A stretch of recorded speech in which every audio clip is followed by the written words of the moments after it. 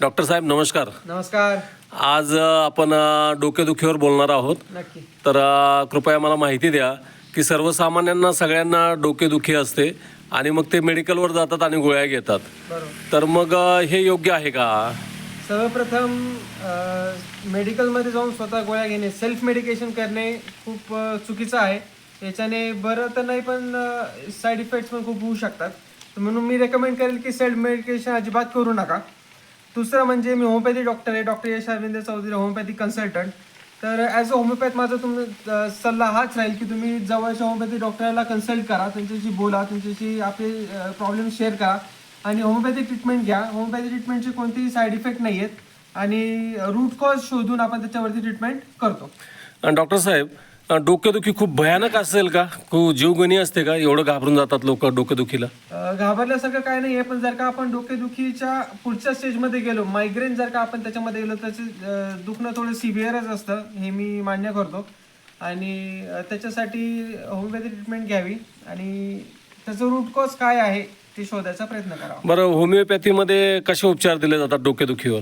होमिओपॅथीमध्ये सर्वप्रथम माहिती घेतली जाते, ज्याला आपण केस टेकिंग म्हणतो, डिटेल्ड केस टेकिंग घेतली जाते. त्यानुसार अनुरूप प्रत्येक, आता समजा फॉर एक्झाम्पल 4 लोक आहे, 4 लोकांना हेडेक आहे, मायग्रेन आहे, तर 4ही लोकांना होमिओपॅथी चिकित्सा पद्धतीमध्ये वेगवेगळ्या औषधी दिल्या जातात.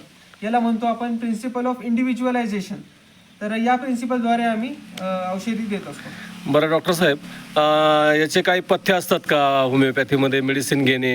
मेडिसिन घेण्याचे पथ्य म्हणजे असं ज्या गोष्टी तुम्हाला त्रास देत आहात ते थोडंसं कमी करावं आणि मेन म्हणजे कच्चा कांदा, कच्चा लसूण आणि कॉफी याचं सेवन होमिओपॅथिक मेडिसिन घेत असताना थोडं टाळावं. कारण की काय होतं, कांद्याची स्मेल स्ट्रॉंग असते, कॉफीची स्मेल आणि त्याची सेन्सिटिव्हिटी स्ट्रॉंग असते. त्याच्यामुळे काय होतं की जे होमिओपॅथिक मेडिसिन तुम्ही घेतायत ते न्यूट्रल होऊ शकतं, त्याचा इफेक्ट येणार नाही तुम्हाला, म्हणून त्याचं सेवन टाळावे.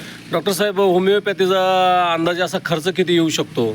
खर्च आता तुम्ही माझ्याकडे आले तर आठवड्याचा खर्च फक्त 100 रुपये आहे, याच्या पुढे नाही. अरे वा वा, लोकांना माहितच नव्हतं. अल्प खर्चात आपल्याकडे होमिओपॅथी. आणि हे किती दिवस डोकेदुखीसाठी असं ट्रीटमेंट घ्यावं लागेल असं वाटतं? ट्रीटमेंट 3 महिने ते 6 महिने ट्रीटमेंट घ्यावी लागेल.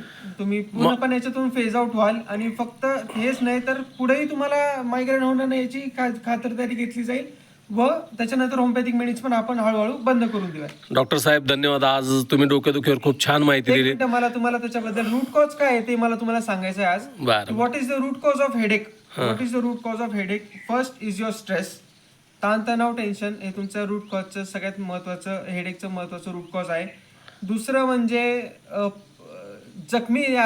जखमी घटना ज्या तुमच्या पास्टमध्ये घडून गेल्या आहेत, जे तुम्ही अजून त्याच्यामधून पूर्णपणे बाहेर निघू शकले नाही आहेत, त्या घटना जे मनामध्ये सतत गुंतत राहतात, त्याच्यामध्ये तुम्ही गुंतलेले आहात, ते एक महत्त्वाचं आहे. तिसरं म्हणजे लाईफस्टाईल. रात्रीची झोप व्यवस्थित न होणे, जेवण वेळेवर न करणे, पाणी भरपूर न पिणे आणि 2 वेळेस जेवण न करता भरपूर 4 ते 5 वेळा जेवण करणे, हे रूट कॉज आहे.